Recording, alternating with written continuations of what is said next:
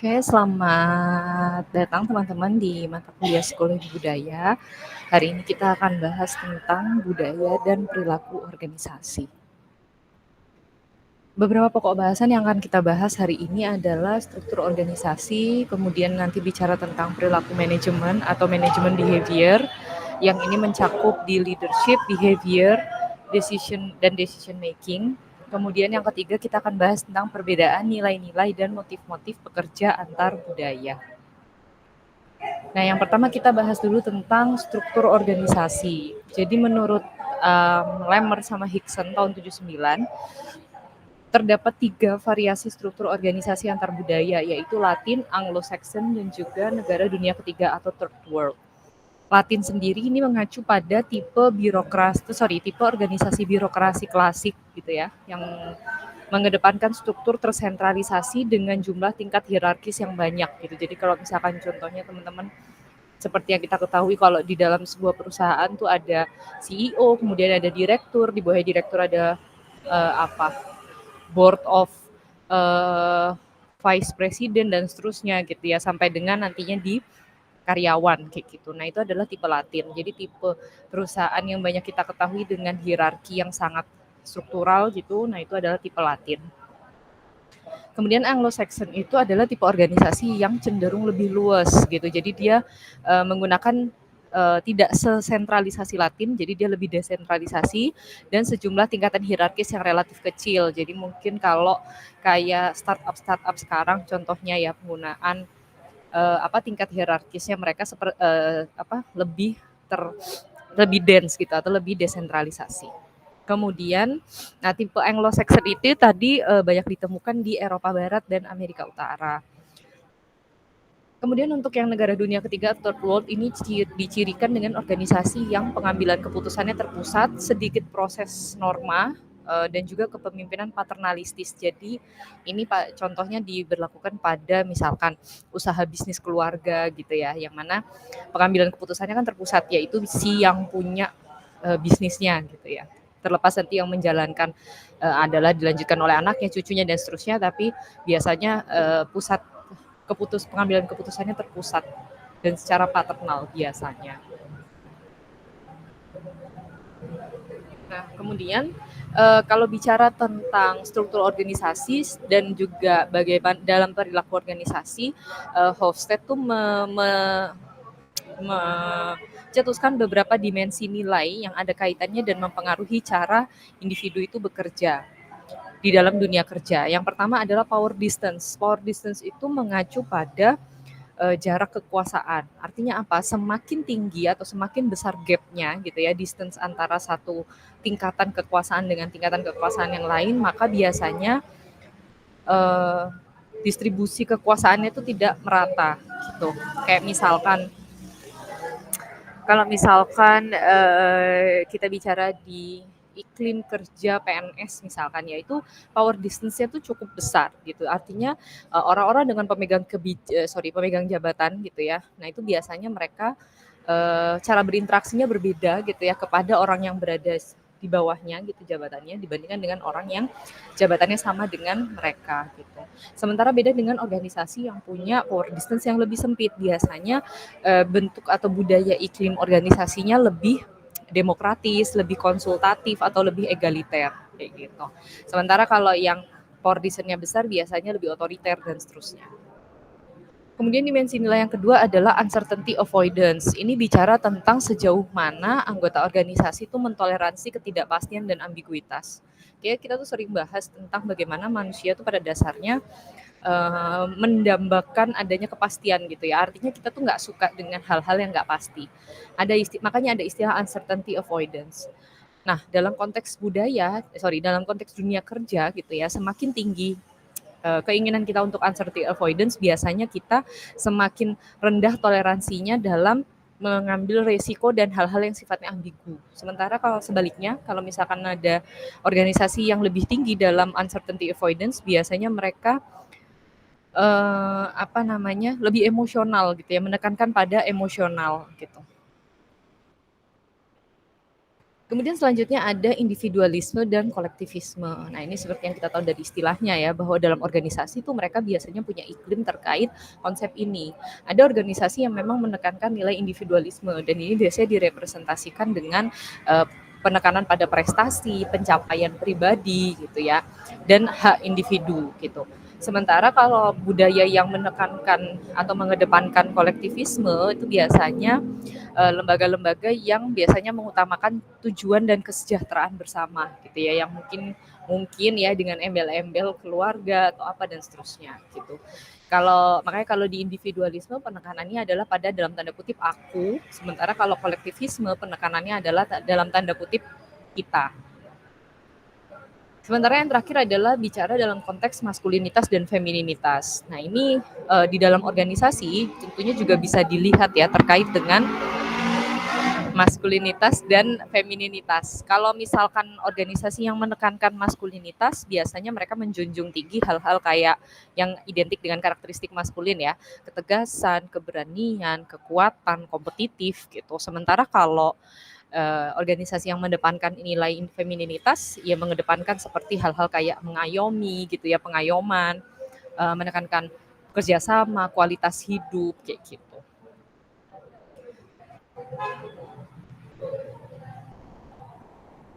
Nah, salah satu dimensi nilai tambahan gitu ya dari beberapa dimensi yang telah disebutkan tadi itu adalah ajaran dinamisme konfusianisme. Teman-teman mungkin sudah familiar tentang ini gitu ya.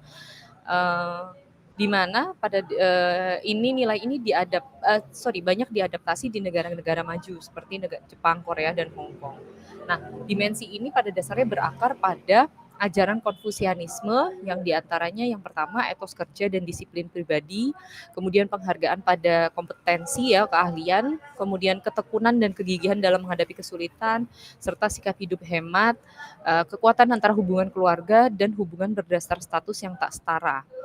Artinya apa? Dari kelima Konfusianisme ini sebenarnya selain menekankan pada kompetensi kerja, tapi juga menekankan pada keseimbangan kehidupan pribadi dan juga hubungan sosial, itu hubungan relasi sosial. Sementara kalau kita bandingkan dengan nilai-nilai sebelumnya kan banyak yang menekankan hitam dan putih gitu ya. Kalau nggak maskulin, feminin, kalau nggak kolektif, individualis gitu. Nah, Konfusianisme ini seperti menekankan adanya ajaran keseimbangan gitu. Oke, sekarang kita masuk di teori organisasi. Sebenarnya kalau teori organisasi itu bisa kita lihat menggunakan bisa dibedakan berdasarkan beberapa dimensi struktur organisasi. Yang pertama bisa kita lihat dari kompleksitasnya, bisa kita lihat dari formalisasinya, dan bisa kita lihat dari sentralisasinya. Kita mulai dari yang pertama yang kompleksitas dulu. Ini mengacu pada tingkat perbedaan dalam organisasi. Maksudnya membandingkan antara organisasi satu dengan yang lainnya. Contohnya keragaman kelompok yang berkompetensi tertentu, jumlah tingkatan hierarki dan jumlah lokasi yang berbeda. Jadi misalkan kayak dalam sebuah perusahaan gitu ya, di dalamnya tuh ada divisi IT, divisi keuangan, divisi operasional, sales, terus itu secara kelompok spesialis, keragamannya banyak gitu ya, timnya banyak, ada divisi IT dan seterusnya. Kalau ngomongin jumlah tingkatan itu bicara yang tadi seperti kita bahas tentang Latin, Anglo-Saxon dan Third World. Jadi kayak CEO, direktur, manager, supervisor dan seterusnya gitu ya. Nah, itu bicara jumlah tingkatan. Terus jumlah lokasi itu lebih ke kayak cabang gitu ya. Misalkan memang perusahaan-perusahaan atau organisasi tertentu tuh ada cabangnya. Kemudian yang kedua tuh bicara tentang formalisasi. Formalisasi itu merujuk pada tingkat standarisasi dalam tugas gitu. Jadi kayak kalau bicara tuh kayak SOP, Standard Operational Procedure gitu. Apakah harusnya yang benar sebenarnya kalau di setiap organisasi, setiap tugas apapun atau tupoksi, tugas pokok fungsi yang harus dilakukan karyawan itu harus ada SOP-nya. Jadi semua tuh ada tatanannya gitu ya. Mulai misalkan yang paling gampang ya kayak kalau kita ngomongin OB gitu, dalam membersihkan kamar mandi misalkan itu harus ada SOP-nya. Pertama pastikan bahwa pel-pelannya bersih gitu misalkan, kemudian pastikan menggunakan sabun pel misalkan, terus membersihkan apa dulu, wastafel dulu, baru lantai dan seterusnya. Itu adalah bicara tentang SOP.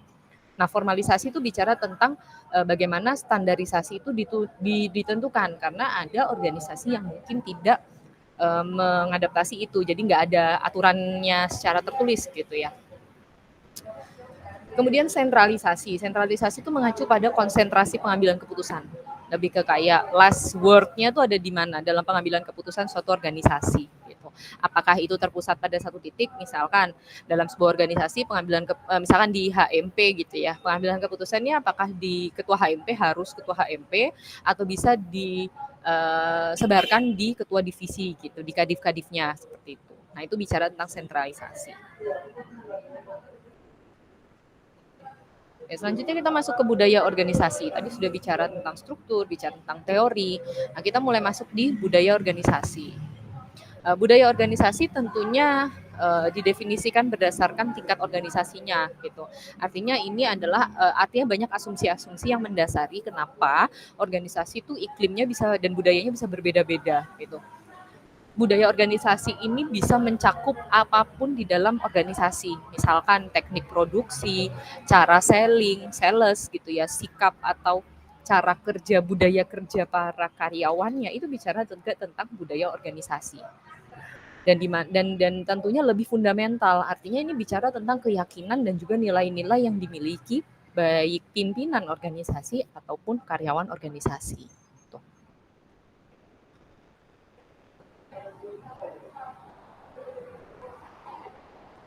Oke. Nah, intinya adalah tadi sedikit masih menyinggung tentang budaya organisasi bahwa nilai-nilai budaya yang berlaku di masyarakat tersebut itu sangat amat mempengaruhi bagaimana cara atau bagaimana budaya organisasi itu berlaku. Misalkan paling gampang teman-teman pasti udah nggak familiar, udah familiar dengan kinerja PNS yang mungkin sekarang sudah lebih baik di mana misalkan jam 12 jam harusnya masih buka sampai jam kerja sampai jam 4 gitu misalkan ya. Tapi jam 1 gitu udah hilang gitu ya, udah nggak ada di kayak kelurahan, kecamatan atau tempat ngurus-ngurus dokumen penting gitu ya. Nah, itu kan merupakan suatu budaya organisasi yang mungkin itu sudah mengakar, artinya itu dilakukan dari senior-seniornya dan dinormalisasikan gitu ya dan dianggap tidak apa-apa gitu. Ditambah dengan adanya keyakinan bahwa mereka adalah